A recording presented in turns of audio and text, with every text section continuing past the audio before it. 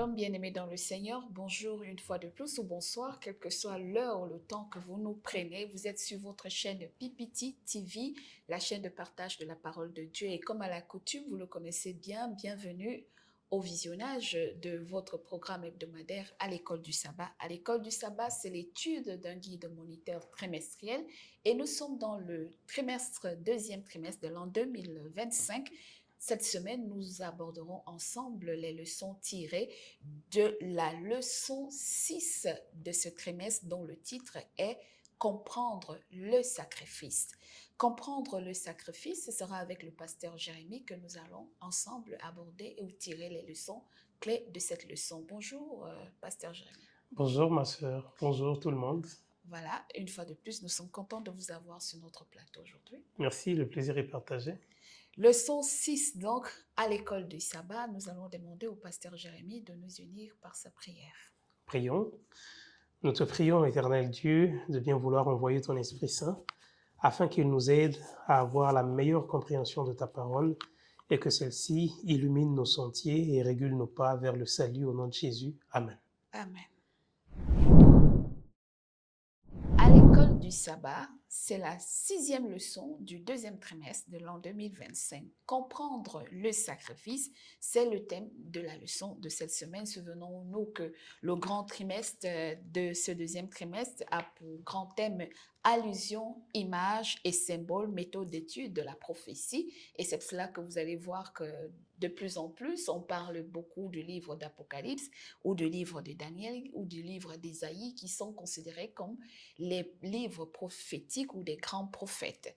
Le verset à mémoriser de cette leçon 6 nous est tiré justement du chapitre 5 du livre de l'Apocalypse qui nous dit, Apocalypse chapitre 5, le verset 9 qui dit « Et il chantait un cantique nouveau en disant « Tu es digne de prendre le livre et d'en ouvrir les sceaux, car tu as été immolé.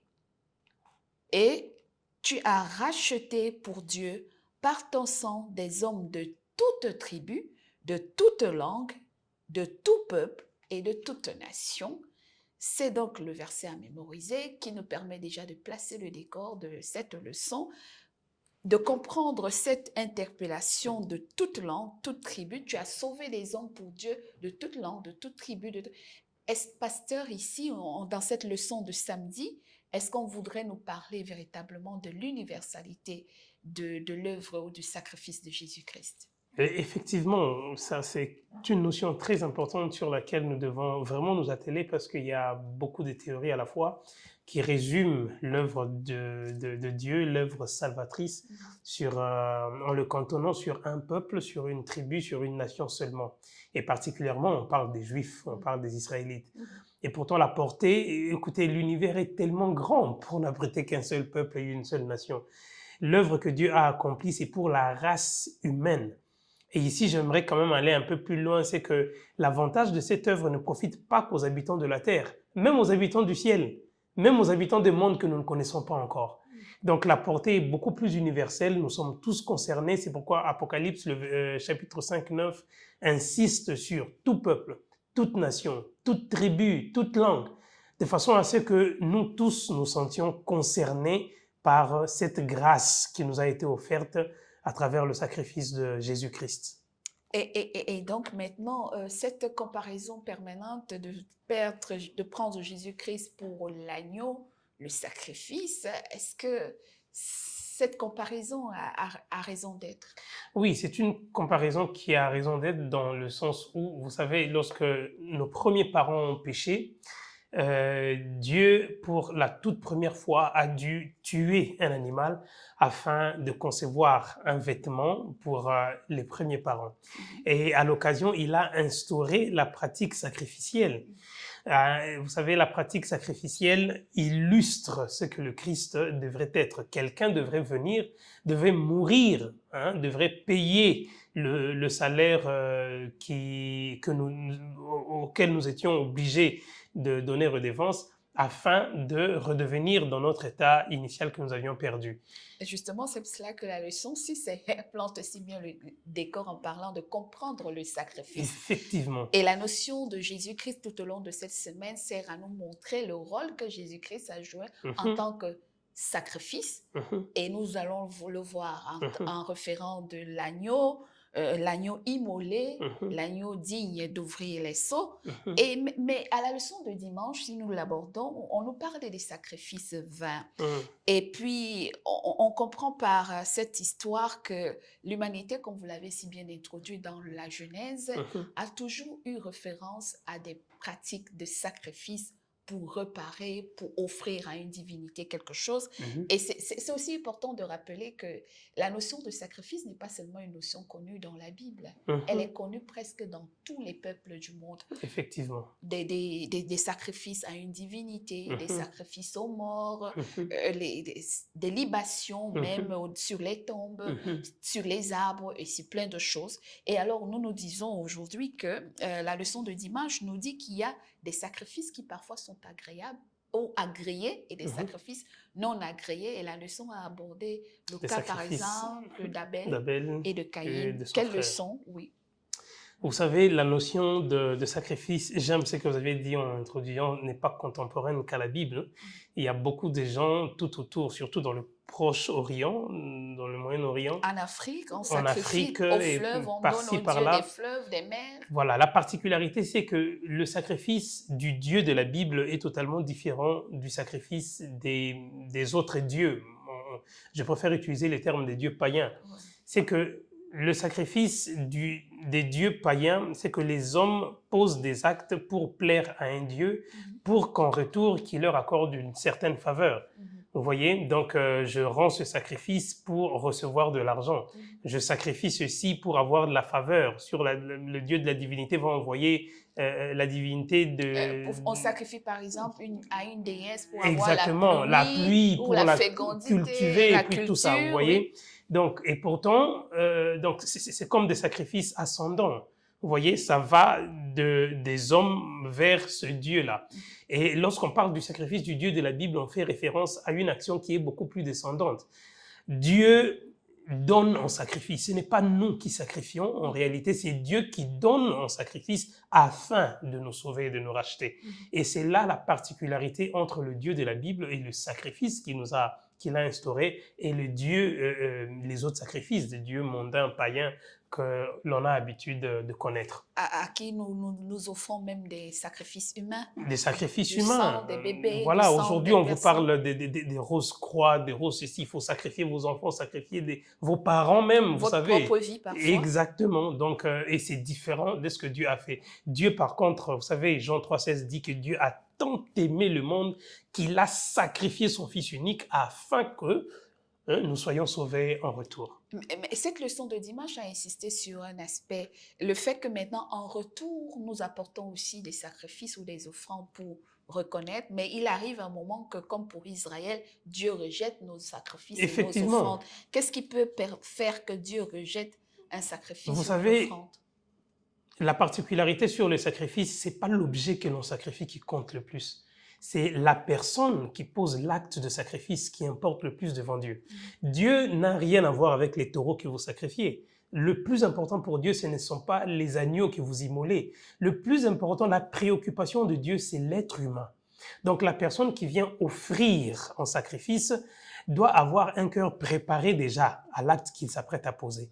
Vous voyez, quand on compare Abel et son frère, on a d'une part un homme qui se détourne de l'amour de Dieu et qui pose un acte malgré lui. Bon, comme nos parents nous ont inculqué cette éducation, bon, nous lui donnons ce qu'il veut, mais moi, j'ai ma position à moi.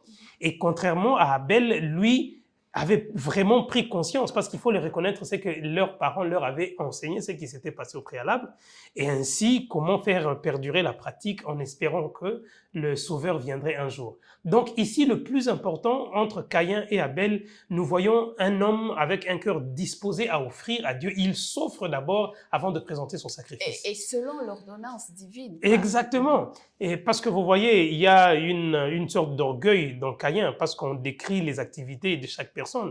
Caïn était un cultivateur et son frère était un éleveur. Il ne manquait rien, un peu d'humilité et d'aisance à son frère, l'aîné Caïn, aller vers son cadet, lui dire, écoute, tu sais, pour offrir, il faut un agneau, Un il faut, agneau parce que sans effusion, il n'y a pas, de pardon de il y a pas de péché. pardon. Mais on voit Caïn cantonné dans une position comme s'il boudait Dieu, il boudait son frère avec l'orgueil qui s'était développé en lui. Il va offrir. Le plus important pour lui, il se disait, bon, il faut donner des sacrifices à Dieu et puis, point barre, sans donner son propre cœur en sacrifice. Et c'est aussi une leçon d'interpellation pour nos pasteurs et pour vous qui nous regardez, c'est de se dire que on n'offre pas à Dieu pour offrir à Dieu, mais on offre à Dieu avec une codification selon l'ordonnance divine. Si Dieu dit, je veux la 10e partie, donner la 5e partie ou la première partie n'est pas dans la norme. Si Dieu dit, je veux un agneau sans défaut, sans tache, il ne suffisait pas d'apporter l'agneau seulement, mais il fallait que l'agneau corresponde aux exigences, aux critères qui ont été donnés par Dieu. C'est aussi la raison pour nous de dire justement dans le livre de Psaume 51, on nous a dit que tu n'as voulu ni offrande ni holocauste, mais c'est un esprit, un cœur brisé que le Seigneur réclame de chacun de nous. Il nous arrive d'offrir nos services religieux, nos dons, nos offrandes à l'Église, mais sans toutefois être connectés à ce divin. Et ça, c'est très important. Vous avez Ésaïe, Samuel, quand il s'adresse au roi Saül, il évoque un aspect qui est très important, sur lequel Dieu insiste le plus. Dieu avait donné des recommandations et des prescriptions au roi Saül qu'il n'avait pas respectées, mais qui s'est pressé de lui présenter des sacrifices. Et lorsque le prophète se tient devant lui, il lui dit, est-ce que Dieu agrée? Il prend plaisir au sacrifice comme il en est question avec l'obéissance. Donc le sacrifice, sache-le que l'obéissance vaut mieux que le sacrifice. Et ça, c'est quelque chose de très important parce que dans la vie quotidienne et dans nos activités religieuses, nous semblons privilégier beaucoup plus ce côté sacrificiel tout en rejetant le côté obéissant qui est la mère même qui nous pousse à poser les actes que nous posons. Je voudrais approfondir pour dire que ce n'est pas le fait d'aller à l'église tous les jours, de faire des prières et des jeûnes et de donner des grandes offrandes. De donner des grandes offrandes, alors que notre cœur est notre frère, nous maltraitons les gens autour de nous. Nous violons même le sabbat, nous allons prier un autre jour en rendant de grosses offrandes. Même et après, on vient à l'église, et c'est un peu comme ces moments-là, pendant la Pâque, les gens viennent nombreux à l'église, pendant les fêtes de Noël, pendant les fêtes de ceci, on voit tous les chrétiens du monde. On aime les célébrations, en fait. Mais la réalité, les cœurs ne sont pas à Dieu. Et c'est pour cela que la leçon de lundi va nous dire quelque chose aussi de très capital, le sang des taureaux et des boucs. En comparaison avec le sacrifice que Jésus-Christ a fait, pourquoi le sang des taureaux et des boucs ne pouvait pas sauver l'humain en réalité? Bon, en réalité, la pratique sacrificielle, c'était physique en fait. Ce n'est pas le sang du taureau qui coule qui va expier le péché humain. Même si c'était le sacrifice humain, le sang humain lui-même ne pouvait pas expier son propre péché. C'était une pratique qui a été instaurée par Dieu afin de nous préparer à ce qui devait arriver par après. Donc, on aime bien utiliser les termes du type et d'antitype. Oui, donc, c'était une préfiguration. Le Seigneur nous montrait, il nous annonçait, parce que depuis Genèse, il avait déjà prophétisé sur ça. Et il voulait assez que nous puissions comprendre, parce que vous savez, quand vous coupez la tête d'un agneau, vous coupez la tête d'un taureau, vous voyez comment cet animal est en train de crier et de mourir. Il est innocent, il n'a rien fait pour mériter ça, mais il meurt. Et vous prenez son sang, vous suivez tout le processus sacrificiel qui se suivait. De la même manière, le Christ, le Fils de Dieu, devait mourir innocemment afin de porter le fardeau de nos péchés. C'est pour cela que la leçon a même insisté en disant qu'on a trouvé ce système sacrificiel trop cruel pour les animaux. Trop cruel! L'humain fait quelque chose, mais c'est un animal qui porte meurt. La blessure et la mort qui meurt. Et si pour un animal, nous disons que c'est aussi cruel que ça, imaginez maintenant le Fils de Dieu. Un innocent qui vient, dans toute sa gloire, il se dépouille et il vient, il trouve la mort, il décède à notre place pour payer le. Ça, c'est pour nous faire prendre conscience de l'amour de Dieu à pouvoir donner le plus important pour lui-même afin de nous racheter et de nous sauver. Et c'est pour cela que dans le livre d'Hébreux, le chapitre 10 d'ailleurs, hein, le verset 9 et 10 qui nous disent, et il dit ensuite, voici, je viens pour faire ta volonté. En fait, dans le verset 8, on nous dit, après avoir dit d'abord cela, tu n'as voulu. Et tu n'as agréé ni sacrifice, ni offrande, ni holocauste, ni sacrifice pour le péché. Et c'est ce qu'on offre selon la loi. Et puis Jésus dit, je suis venu pour donner, en fait au verset 10, c'est une vertu de cette volonté que nous sommes Mhm, sanctifiés mhm, par l'offrande du corps de Christ une mhm, fois pour toutes. mhm. Donc, Et vous avez lu le verset 10? c'est en vertu de cette volonté que nous sommes sanctifiés par l'offrande du corps de Jésus-Christ une fois pour toutes. Très bien. Je voulais donner un exemple. Vous savez, nous aimons voyager. J'espère même que ceux qui nous suivent, certains parmi eux ont l'habitude de voyager. Lorsque vous voulez voyager, vous faites une réservation et vous payez un ticket. Et votre ticket, avant le voyage, il est important, il sert à quelque chose, parce que c'est ce qui vous permettra d'être accepté et d'embarquer dans l'avion. Mais une fois que le trajet a été parcouru et que vous atteignez la destination, votre billet ne sert plus à rien, le ticket il ne sert plus à rien. Même si vous revenez prochainement pour dire, voilà j'ai mon ticket, je vais encore Et il ne repartir, va plus passer. il n'a plus de sens. C'est la même chose qui se passe avec le principe de sang de taureau, où on nous parle du Du type type. et le Christ qui devait venir mourir, qui nous est présenté comme l'antitype. Voilà. Donc aujourd'hui, c'est à travers le sang de Jésus que nous trouvons le salut, que nous trouvons la vie éternelle et la grâce de Dieu est surabondante dans notre vie. Nous abordons donc la leçon de mardi avec l'agneau pascal. Comment faire le référentiel entre Jésus, l'agneau pascal, et puis le rituel de la célébration de la Pâque en Israël à la sortie de l'Égypte, pasteur? Oui, exactement. Ici, il y a deux éléments faut très bien comprendre parce que d'une part, il est question, vous pouvez comprendre cet aspect en développant la délivrance dans la captivité égyptienne que les Israélites ont connue en comparaison de l'esclavage au péché auquel l'être humain était confronté. Donc vous voyez que l'agneau qui était consommé, qui était célébré pendant cette période de la Pâque, parce que la Pâque, il faut aussi mentionner que c'était un symbolisme de la délivrance de la captivité et de l'esclavagisme égyptien. Et de l'autre côté, on a une coutume et une pratique purement physique qui fait référence à une délivrance physique et sur un peuple bien limité. Et de l'autre côté, nous voyons maintenant cet agneau qui était un type dans l'ancien temps, qui devient l'antitype maintenant, c'est-à-dire le Christ lui-même révélé, qui est immolé, qui est mort, qui est sacrifié pour les iniquités et les péchés de l'humanité tout entière. Est-ce que l'analogie et la comparaison sont tellement si pointues que on nous dit que Jésus va également mourir à la semaine pascale et d'où pendant qu'il était crucifié sur la croix, l'agneau que le souverain sacrificateur s'apprêtait à immoler va s'échapper parce que le voile du temple va se déchirer après le grand tremblement et se dit donc que cette transposition de cette fête juive ou israélite à la mort de Jésus-Christ, le symbolisme est très fort. Il est très fort parce que vous savez, le Christ est la seule personne qui a mené une vie qui a plu à Dieu, c'est-à-dire sur toute l'existence, quand même Jean est en train de pleurer en disant qui rompra le sept sceaux, qui en est digne d'ouvrir le livre et de rompre le sceau. Vous voyez, le Christ est présenté comme la personne qui a mené une vie qui a plu à Dieu. Quand on parle d'un agneau sans tache et sans défaut, on fait référence au péché, effectivement. Les taches et les défauts font référence au péché.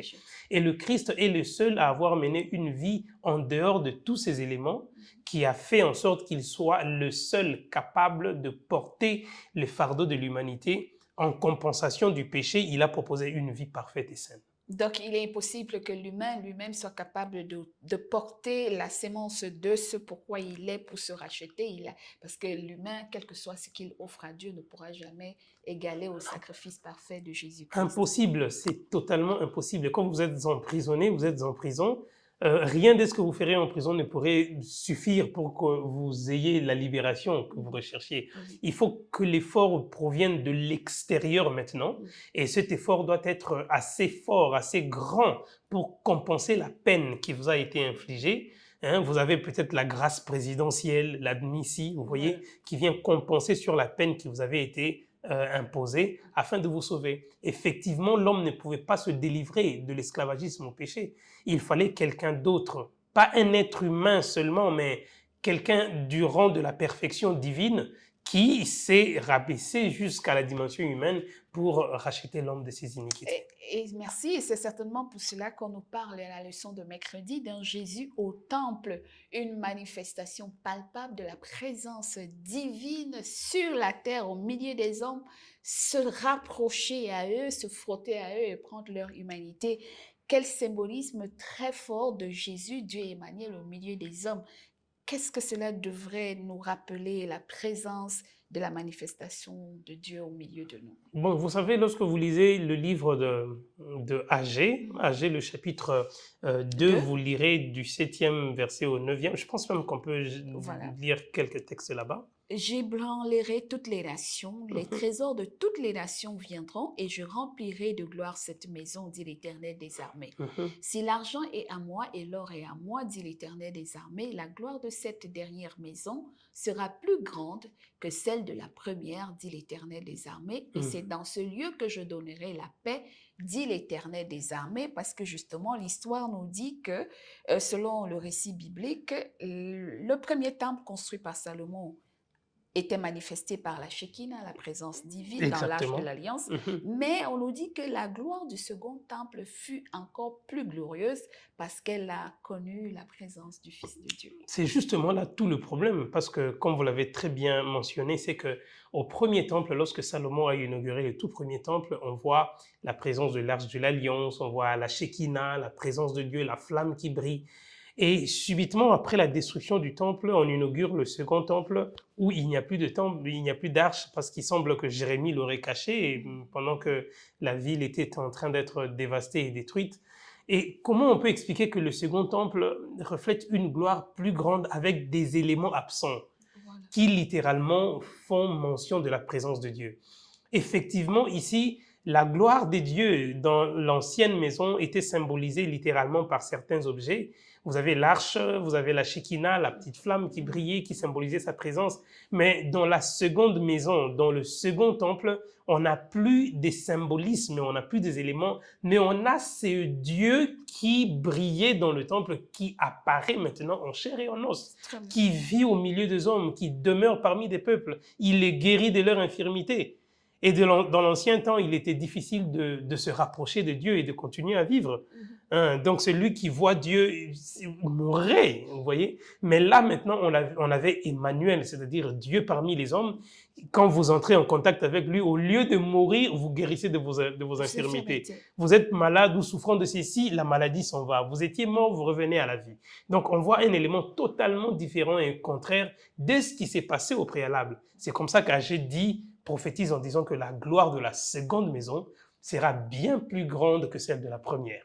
Et c'est en vertu de quoi, justement, Dieu avec nous, Jésus au milieu de l'humanité et qui prévert cette humanité pour s'approcher de nous, prend un sens véritablement profond pour nous aujourd'hui. Quel est l'objet manifeste de la présence de Dieu dans nos vies? Est-ce que c'est un Dieu seulement abstrait que nous invoquons et que nous connaissons, ou est-ce que c'est un Dieu présent dans nos vies et qui est capable de nous toucher et de transformer nos vies comme sa présence humaine a transformé plein de vies pendant qu'il était sur la terre? Et vous savez, j'aimerais mettre un détail, une bémol à ce sujet, c'est que il semble que nous n'ayons pas vraiment l'idée de ce que représente l'incarnation de Dieu et qui vient vivre au milieu de nous, vous voyez. Le créateur du cosmos, l'univers dans toute son immensité. D'ailleurs, c'est ce que dit la leçon de jeudi. Exactement. Car Dieu, tu as tout créé, tu as tout créé, toutes choses. Et il revêt, il incarne la personne Ça, c'est un acte d'amour que rien ne saurait décrire, ne saurait contenir et expliquer de façon détaillée. Donc, la croix est de loin la plus grande manifestation de l'amour de Dieu vis-à-vis des êtres humains.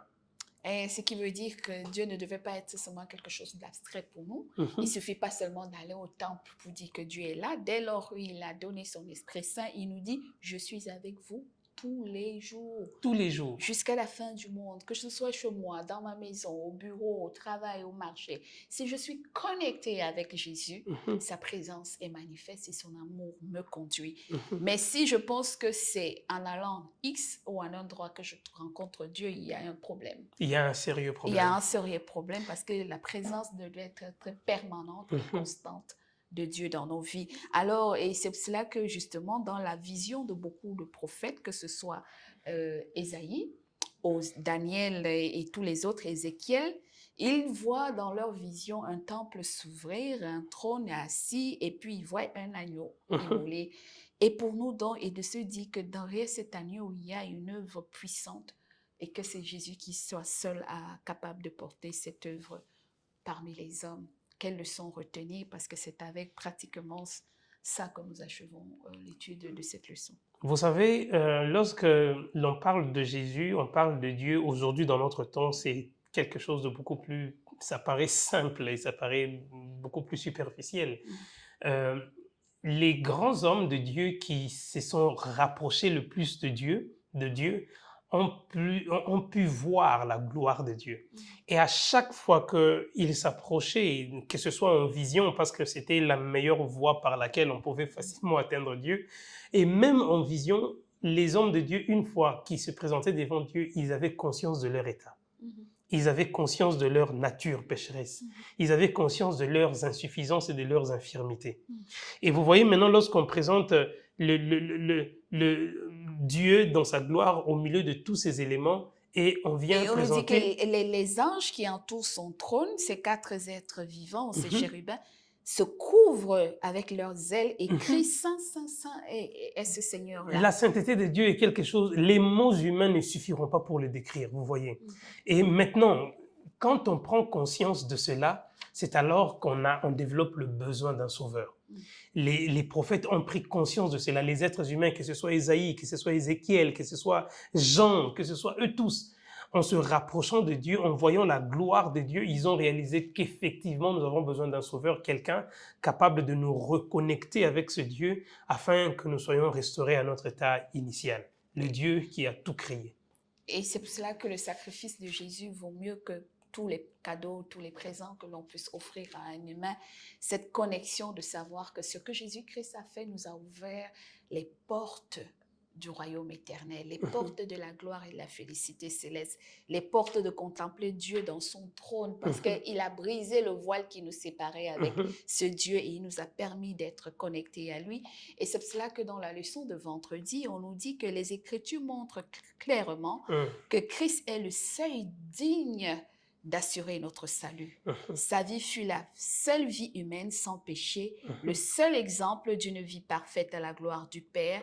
Il est l'agneau sans tache de Dieu et maintenant il se tient à la tête de la race humaine en tant que notre sécurité éternelle. Et en même temps, il a pris sur lui notre culpabilité, satisfaisant ainsi le jugement qui est la réponse de Dieu à la méchanceté humaine.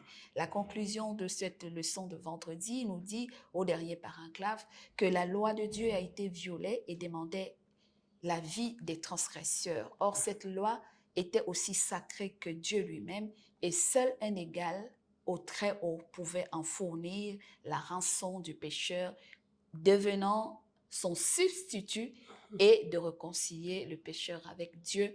Et c'est en vertu de ce pourquoi le sacrifice de Jésus reste l'œuvre suprême par laquelle nous sommes réconciliés avec Dieu. Pasteur, le dernier message pour nos téléspectateurs pour cette leçon qui s'achève, la leçon 6, comprendre le sacrifice de Jésus. Oui, comprendre le sacrifice de Jésus est un enseignement qui nous fait prendre conscience de nos limites, nous fait prendre conscience de nos infirmités, nous fait prendre conscience de notre nature pécheresse et provoque en nous le besoin d'un sauveur. Nous avons besoin d'un sauveur. Et aujourd'hui, ce qui se passe dans la vie, il est vrai que nous ne recourons plus à ces anciennes pratiques. Il suffit seulement de le recevoir comme votre sauveur personnel. Il suffit seulement de reconnaître votre état et votre nature pécheresse et le désirer, et tout le tour est joué en un seul instant. Donc moi, mon message pour le sacrifice, se désirer beaucoup plus du jour au lendemain le Christ et le Christ seul. Et sa présence en nous et au Mhm. milieu de nous, Au milieu de nous. sans être un Dieu abstrait, Mhm. se dit que c'est cette présence qui nous connecte au trône de la miséricorde. Parce que Hébreu le dit d'ailleurs que nous nous rapprochons chaque jour du trône de sa miséricorde, mais c'est Mhm. derrière le sacrifice de Jésus-Christ Mhm. que nous obtenons miséricorde et grâce, pardon de nos péchés, parce que Mhm. ce sang a été donné pour la remission de plusieurs. Mhm. Il ne dit pas pour la remission d'un peuple. Le verset de mémoire nous a dit dans Apocalypse 5, le verset 9, que à toute langue, à toute tribu, à tout peuple, Mhm. puissions-nous accepter ce sacrifice et se connecter à cette divinité présente, manifeste en nous par la voix de son Esprit Saint. Et ainsi, le sacrifice de Jésus pourra nous donner la grâce d'atteindre la félicité de son royaume, pour le moment qui est vécu un royaume de grâce, mais qui très bientôt se transformera en royaume de gloire où nous vivons en présence de Dieu continuellement et sans fin.